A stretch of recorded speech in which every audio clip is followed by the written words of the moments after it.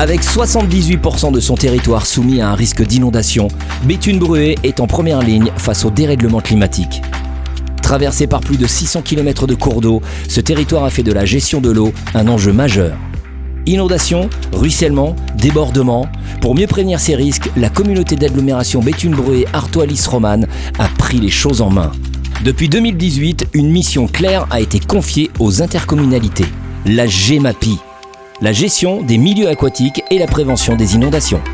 C'est un outil d'action locale pour protéger les habitants et préserver nos rivières, nos zones humides, nos digues et nos berges. 4 grands objectifs guident cette mission.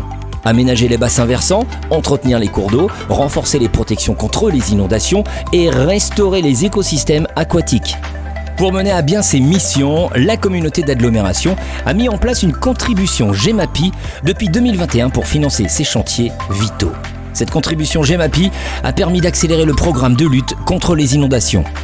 Je pense que c'est à ce moment-là que l'ensemble du conseil communautaire a pris conscience de l'urgence de mettre des solutions en place pour protéger les populations contre les inondations. Un exemple personnel dans ma commune, c'était en 2016 où nous avons connu une inondation avec 40 cm d'eau dans les rues.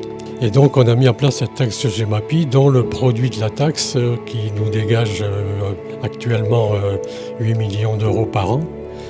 Il y a 100 millions de travaux prévus sur 10 ans.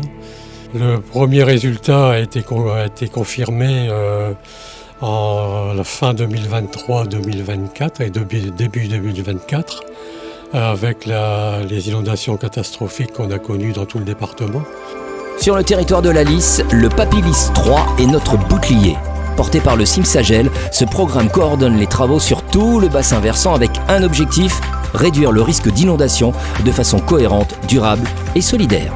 À Gonnet, une zone d'expansion de crues a été aménagée pour stocker jusqu'à 230 000 m3 d'eau, soit l'équivalent de 230 millions de litres.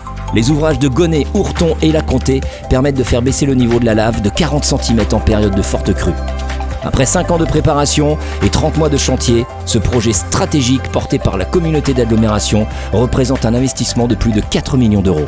Sur les hauteurs de Noran-Fonte, une retenue collinaire régule aujourd'hui le ruissellement issu d'un bassin versant de 430 hectares.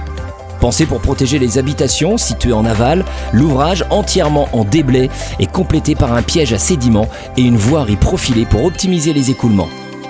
D'une capacité de stockage de 16 900 m3, il a été conçu pour amortir les pics d'écoulement et éviter les inondations. Ce chantier a mobilisé plusieurs entreprises et surtout la régie de la direction des milieux naturels et des risques de la communauté d'agglomération dont les agents ont assuré la majeure partie des travaux. Le coût total s'élève à plus de 450 000 €, financé par l'agence de l'eau Artois-Picardie, l'État via le fonds Barnier et la communauté d'agglomération. Au total, 6 zones d'expansion de crues et 4 retenues collinaires ont été réalisées depuis 2021, ce qui représente un stockage de 550 000 m3 d'eau. À Bruay-la-Bussière, la rive gauche de la Biette a été confortée par un rideau de pales planches et des talus retravaillés pour limiter les risques de crues. Ce chantier d'envergure s'accompagne d'une revalorisation écologique. Engazonnement, plantation adaptée aux milieux humides, prairies mellifères, le tout pensé pour être intégré harmonieusement au paysage. Le vannage du Lu, quant à lui, a été rénové et sécurisé pour garantir son bon fonctionnement. Dernier exemple, à Aloigne, le recalibrage du Grand Noc a permis de renforcer la capacité d'évacuation du cours d'eau. Un chantier technique réalisé à l'aide d'une grue araignée combinant ouvrage en béton, bois, parois et génie végétal. Objectif ? Éviter les débordements et renforcer la résilience locale face aux épisodes pluvieux intenses. Les inondations ne viennent pas que des rivières. Dans les communes en hauteur, les ruissellements liés aux fortes pluies peuvent provoquer des dégâts considérables. Pour y répondre, la communauté d'agglomération déploie un programme complet reposant sur 2 piliers.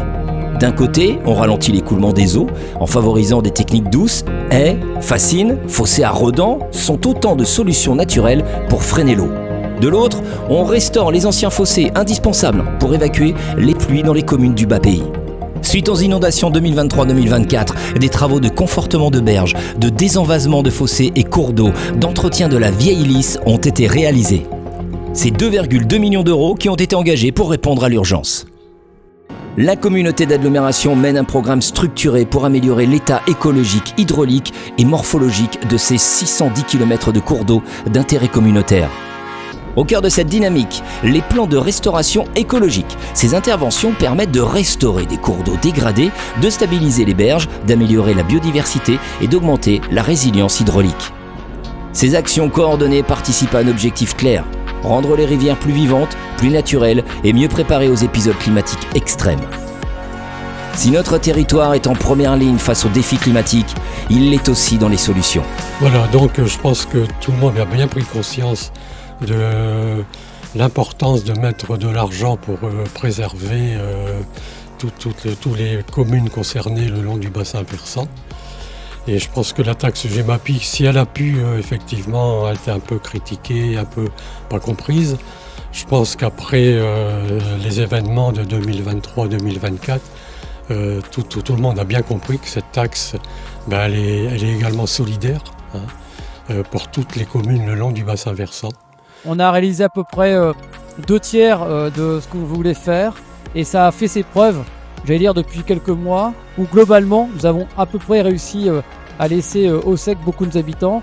Grâce à l'engagement de la communauté d'agglomération, des équipes mobilisées sur le terrain et des investissements constants, Béthune-Bruay devient un modèle de résilience et d'action publique concrète.